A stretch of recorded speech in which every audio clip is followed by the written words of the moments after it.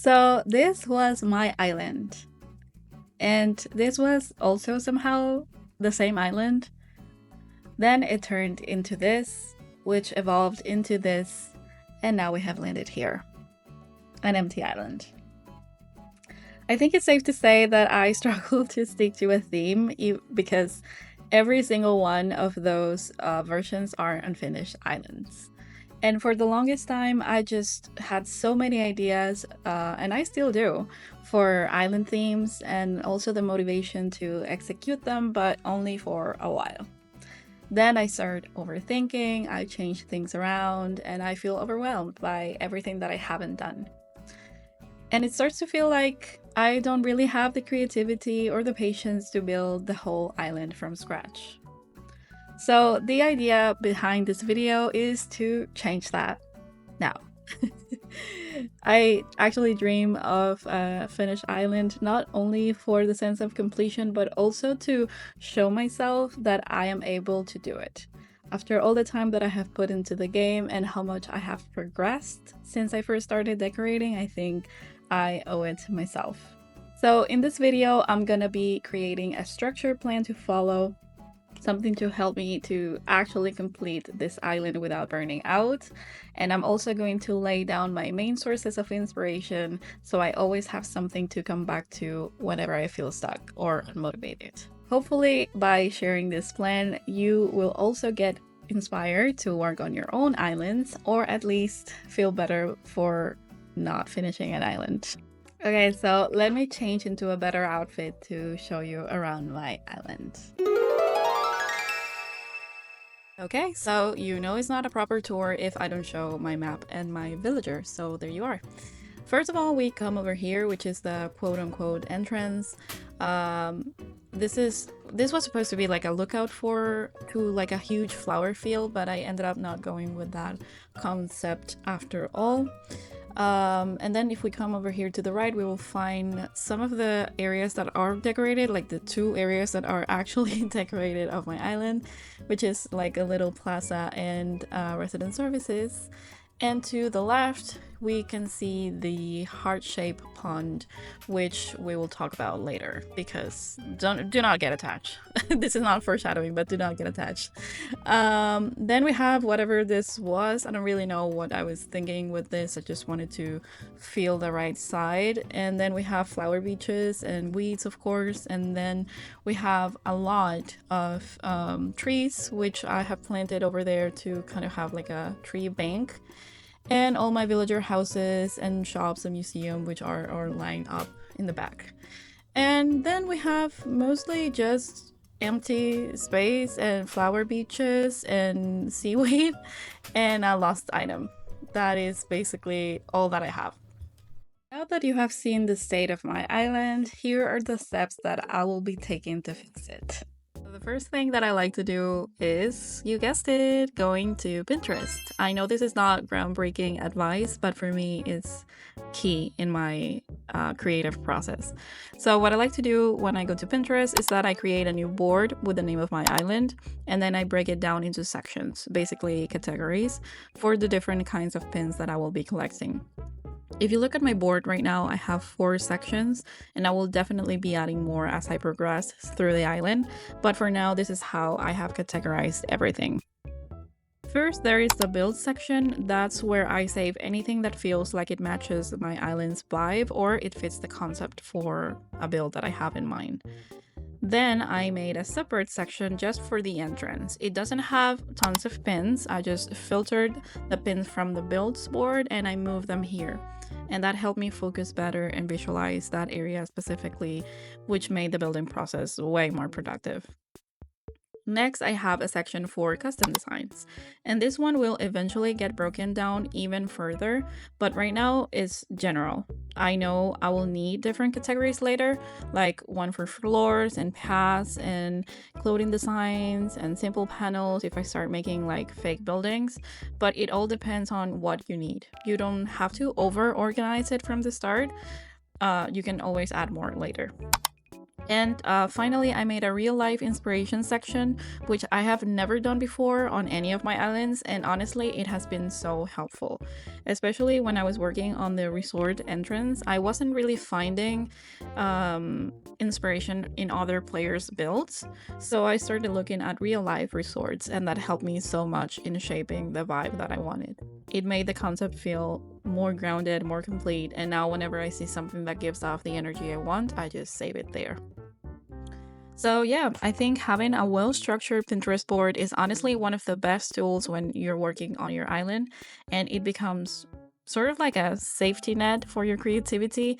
And if you ever feel stuck or uninspired, to just go back to the board and get re-inspired again. Hi, Editing Dora here. So I totally forgot to introduce the next step, which was creating a presentation where you lay everything out after your extensive Pinterest research. I'm using Canva, but you use whatever works for you, okay? So now that you know that that is the next step, let's go back to the rest of the video. Okay, bye. Okay, so let me walk you through this concept. I wanted this presentation to feel like actual branding for my island, something that was efficient but also clear, and that can actually help me build this island in a more efficient way. And disclaimer, this is just like my Pinterest board, is not finished. I will be adding more to it as I make progress on the island. Right now, I will show you the basics of what I have so far.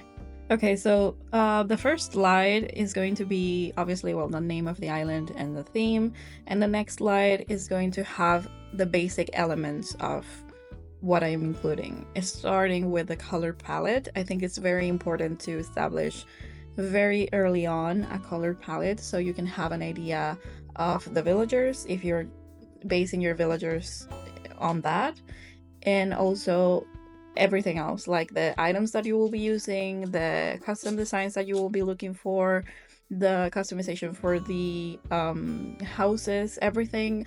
I think it goes around a color scheme, so it's important to have that in mind. Next, we have the flowers and the trees. I'm still unsure if I will be using pine trees for this. I am not sold on them yet, but I will update you as soon as I decide. Then obviously, well, the bushes in the image have flowers, but in cherry blossom season, they do not have flowers. So I will have just the plain green ones. Moving on to infrastructure, I included two types of inclines. So far, I have only used the brick incline, which is actually a first for me. I think it fits really well with the entrance that I made. And I also pick, obviously, the matching bridge to keep it consistent. Let's talk about the houses and the villagers. These houses that you see here are for visitors. The first two will be placed on the beach, like these two styles are the beach cabins, and the other two are the lakeside cabins. I think their exterior match that area better. But not every villager is gonna be placed on these two cabins because not all of them are visiting. For example, Marshall, Joey, and Stitches are my forever residents, and they are part of my main cast, and they live in every single island that I make, no matter what. And of course, they will get a special treatment, and I'll explain where they go once we get to the map. The current guests are Freckles, Flurry, Gala, Tutu, and Gale. So they are the ones that will be occupying the beach and the lakeside cabins. Norma and Meringue are also residents, but they are unique to these islands. They don't live in all of my islands, but here they have some island lore, and I will explain that later when we see the map. So their houses, along with those of Marshall, Stitches, and Joey, will be designed differently from the rental builds. Next up is the map layout. This is a work in progress as everything else, but it gives me a rough structure to follow. I built this map in the Happy Home Designer website, and this is the first time that I use this tool for real, and I think it's a great way to plan your island, so I highly recommend you do that. So far, I have already built the hotel structure, the backdrop for resident services, and the diamond-shaped plaza in the front. That diamond and the whole pathing won't show up because I will be using custom designs and not in-game path, but I wanted to lay it down anyways to give me a guide of the flow of the island. So at the top of the map, you will see the shopping area where I will place the two main shops, plus a few mini builds styled like little stores, similar to the ones that I have posted on my TikTok. And by the way, if you want to follow me over there, you will find more ACNH inspiration too. Next to that is the restaurant and farm. That is a shared build for Meringue and Norma. Meringue is the chef and she runs a farm-to-table restaurant, and Norma owns and runs the farm where everything is grown. They live together, they are not roomies, they are a couple, at least in the lore of my island. Then on the left side is the museum area along with Marshall's house. That's a more upscale part of the island, and I always picture Marshall living somewhere fancy, so this spot is perfect for him. And toward the bottom, I have the lake cabins and the beach cabins. The lake cabins will be surrounded by water, obviously, which is going to be a challenge because I hate waterscaping. And I still don't know how I'm going to pull it off, but I will try my best. The beach cabins will be further down, and I might place the campsite nearby, though I haven't decided yet. I'd love to have a beach campsite, but we'll see where it fits. Then there's Stitches and Joey's area, which is the beach lounge. Joey's original house is beach themed, and in my lore, he loves the ocean. So since he and Stitches are best friends, Stitches moved in with him and now they run a beach lounge together. I was going to call it a beach bar, but thinking about them serving alcohol felt kind of weird and illegal for minors, so I settled on lounge instead. I still have a bunch of other builds planned that aren't on the map yet. These are just the big ones that I'll add first, and then I'll add the filler builds later as the ideas come together. In the next slide, there's nothing new really, it's just a recap of the builds that I already mentioned. One extra build that it's here that I did not mention earlier is the wellness center. I don't know yet where I'm going to place it, maybe on the beach, maybe somewhere more private, but I love to have a place for yoga and a gym, or maybe like massages or something. And yeah, I have to figure out where to place that one. And for the museum, I'm planning to add a decorative bowl. This is very specific, but I found a code that I really want to use, and I think it would look really cool in front of the museum. So I'm really excited to try that. And finally, the last slide for now is kind of a vision board that I made for the entrance.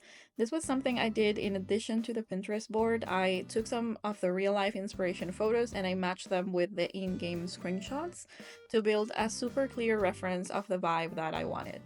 It made a huge difference when I started decorating, and I definitely want to do this again for future builds.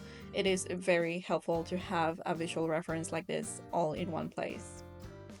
And that's it for now. I'll keep updating the presentation as I go and as new ideas come together.